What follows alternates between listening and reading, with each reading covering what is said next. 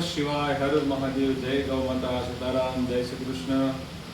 આપ જોઈ રહ્યા છો કાશ્ય થેરાપી અહીંયા થઈ રહી છે, જે આપણી પ્રાચીન વૈદિક ચિકિત્સા પદ્ધતિ છે. આપણા ઋષિમુનિઓની એક શ્રેષ્ઠ દેન છે. તમને ખ્યાલ હશે કે આપણા વડવાઓ હતા, જે આપણા પૂર્વજો હતા, એટલે કે અમુક લોકો એવા પણ હયાત છે કે જેને આ વડવાઓ ટ્રીટમેન્ટ કરતા હતા. એને ખ્યાલ હતો કે કાંસાની થાળી આ જે છે એ કાંસ્ય થેરાપી છે. અને આપણા વડવાઓ છે એ કાંસાની તાંસળી લેતા અને કાંસાની તાંસળીના જે બહારનો ભાગ હોય એના તળિયે ગાયનું ઘી લગાડતા અને ત્યાર પછી આપણા પગના તળિયે ઘસતા. પગના તળિયે ઘસવાથી શરીરની અંદર જે પણ કંઈ ટોક્સિક મટીરિયલ હોય, એટલે કે જે લોકોને વારંવાર એસિડિટી થતી હોય, અપચો થતો હોય, પાચન તંત્ર વ્યવસ્થિત ન હોય, આંતરમાં ચાંદા પડતા હોય, મુખમાં ચાંદા પડતા હોય, શરીર ઉપર ફોલ્લીઓ પડતી હોય, વારંવાર તાવ આવી જતો હોય, વારંવાર પેટમાં દુખાવો થતો હોય, અશક્તિ હોય, રોગ પ્રતિકારક ક્ષમતા ઘટી ગઈ હોય, અનિદ્રા હોય, ઊંઘ પૂરી આવતી હોય, વિટામિન B12ની ઉણપ હોય, ઘણા બધા એવા રોગો છે. એ બધા જ રોગની ઉત્તમ દવા એટલે કે કાશ્ય થેરાપી ટ્રીટમેન્ટ. તો દરેક લોકોને મારી વિનંતી છે કે આવી થેરાપીનો ઉપયોગ કરવો જોઈએ. વૈદિક ગૌ ઉર્જા સ્થાન બારડોલી ગૌવેદ રક્ષા સંસ્કૃતિ ચેરિટેબલ ટ્રસ્ટ દ્વારા આ બારડોલી મુકામે નિર્માણ થઈ રહ્યું છે અને ત્યાં અમે કાશ્ય થેરાપીની શરૂઆત કરી છે.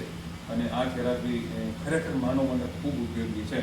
તો ખરેખર જો આપણે તંદુરસ્ત રહેવું હશે અને સુખી જીવન જીવવું હશે, સારી રીતે જીવન જીવવું છે, તો આપણે આયુર્વેદને અપનાવવું પડશે. આપણે ઋષિમુનિઓની પ્રાચીન વૈદિક ચિકિત્સા પદ્ધતિનો આપણે પૂરેપૂરો ઉપયોગ કરવો પડશે. નહીંતર શું થશે કે તમારી પાસે સંપત્તિના ઢગલા હશે, પણ જો શરીરમાં સુખ નહીં હોય, શરીર તંદુરસ્ત નહીં હોય, તો એ સંપત્તિને તમે ભોગવી નહીં શકો. તો સૌથી પ્રાધાન્ય અત્યારે આપણે આયુષ્ય માટે, તંદુરસ્ત આયુષ્ય માટે દરેકે ધ્યાન આપવું જોઈશે. પહેલું સુખ તે જાતે નિર્યા. આ ઋષિમુનિઓના મંત્રને જો આપણે સાબિત કરીશું તો ખરા અર્થમાં ખૂબ સારી રીતે અને સુખી આપણે જીવન જીવી શકશું. તેથી જ્યારે પણ તમને અવસર મળે ત્યારે અમારી વૈદિક ગૌ ઉર્જા સ્થાન એટલે કે ગૌવેદ રક્ષા સંસ્કૃતિ ચેરિટેબલ ટ્રસ્ટ દ્વારા એક દિવ્ય ઉર્જા સ્થાન નિર્માણ કર્યું છે, જ્યાં આ પ્રાચીન વૈદિક ચિકિત્સા પદ્ધતિ શરૂ થઈ રહી છે. અને સુરતથી 35 કિલોમીટર થાય છે. તો જ્યારે પણ કોઈને લાભ લેવો હોય તો આવી શકે છે. બાજુના લોકો પણ આવી શકે છે.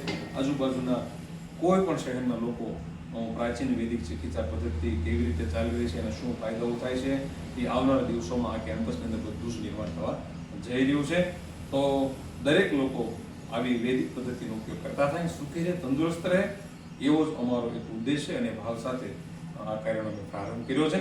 ઓમ નમઃ શિવાય, હર હર મહાદેવ, જય ગૌ માતા.